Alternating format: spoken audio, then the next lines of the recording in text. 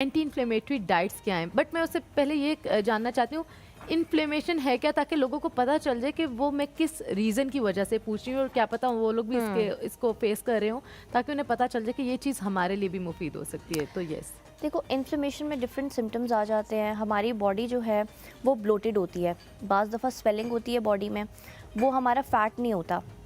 जैसे आप अपने आप को ऐसे टच करोगे ना तो आपको ब्लोटेड फील होगा। हाँ, ठीक ये है, बेसिकली वही ब्लोटिंग जो आप सब लोगों को हो जाती है, इन्फ्लेमेशन दूसरे वर्ड्स में हम उसको ही कह रहे हैं। दूसरी चीज़ आ गई कॉन्स्टिपेशन, डायरिया का बहुत आम होना। हाँ, कोई भी आप फूड आइटम लेते हो आपको फ़ौरन से डायरिया हो जाता है या कॉन्स्टिपेशन हो जाती है, बिल्कुल। तो वो एक साइन है। इसी तरह से आपको कोई भी डिजीज़ है तो उसकी वजह से जो आपकी बॉडी में पेन आता है, ठीक है, तो वो भी इन्फ्लेमेशन कॉज करता है। ठीक है, ठीक है, तो बेसिकली एंटी इन्फ्लेमेटरी डाइट में हमारे पास ओमेगा 3, हमारे पास वेजिटेबल, फ्रूट्स, चिया सीड, ये सारी चीज़ें आ जाती हैं। ठीक है, और इनके थ्रू जो है हम इसका क्योर करते हैं। इसमें basically process food, sugar, junk, इन सारी चीज़ों को हम साइड पे कर देते हैं। और एक बड़ी जो चीज़ है वो है ग्लूटेन और डेयरी। ठीक है, कुछ लोगों को जो है वो ग्लूटेन सूट नहीं करता। ग्लूटेन में हमारे पास राइस है, ब्रेड है, ये चीज़ें आ जाती हैं। अब हमने कोई टेस्ट नहीं है जो ये चीज़ डिक्लेयर करेगा। आपने खुद जज करना है कि जब आप दूध पीते हो तो उसके बाद आपको फ़ौरन डायरिया तो नहीं होता। ठीक है, आप ग्लूटेन की कोई चीज़ खा रहे हो तो आपको डायरिया या कॉन्स्टिपेशन तो नहीं हो रहा, अनईजी फील तो नहीं हो रहा, एसिडिटी तो नहीं हो रही।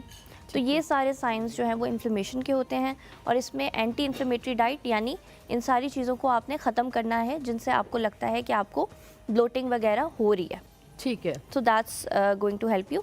इसके अंदर स्पाइसेस भी बहुत हेल्प करती हैं। ओके। जैसे टर्मरिक वाटर हो गया, जिंजर वाटर हो गया। टर्मरिक वाटर, हल्दी वाटर। हाँ जी, हल्दी वाटर। ठीक है, तो अब हल्दी वाटर का भी बहुत से लोगों को नहीं पता कैसे लेना है, कब लेना है, तो वो मैं थोड़ा सा बता देती हूँ। बताओ।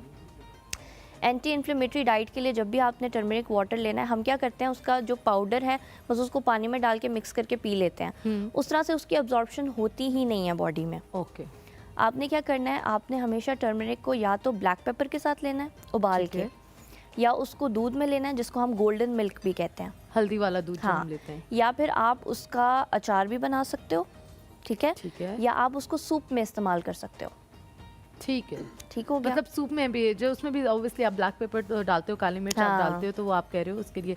ये जो जैसे एंटी इन्फ्लेमेटरी डाइट बताइए, इसमें दो चीज़ें, ग्लूटेन आपने एक बताया और एक ये डेयरी बताया। ये बेसिकली वो होता है, ग्लूटेन एक वो प्रोटीन होता है जो आपको आपकी व्हीट में मिलता है, बार्ले में, ओट्स में, जितने भी इससे डेरिवेटिव्स है ना, दालें वगैरह, उसमें होता है। और कुछ लोग होते हैं ग्लूटेन इंटॉलरेंट, मतलब उनको ग्लूटेन वो सूट नहीं करता, वो वाला प्रोटीन, वो वाला जो प्रोटीन होता है स्पेसिफिक दालों में या व्हीट में, और वो जाके उनको या तो उनको डायरिया कॉज करते हैं या कॉन्स्टिपेशन। तुमने बहुत अच्छी बात बताई, क्योंकि मुझे खुद नहीं पता था कि मैं जब भी इस तरह की कोई चीज़ें लेती थी मुझे ब्लोटिंग हो जाती थी और कॉन्स्टिपेशन हो जाती थी।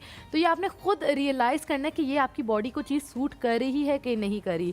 और अगर कर रही है तो जिस तरह से मनाहिल ने बताया कि आप टर्मेरिक वाटर, जैसे ये हल्दी वाला पानी, और हल्दी को आप किस तरह से कितनी चीज़ों में ले सकते हो, और आपको पता है, बस सिर्फ लोग कहते हैं कि हमें शुरू से तो ये नहीं था, हाँ, तो हमें हो ही नहीं सकता।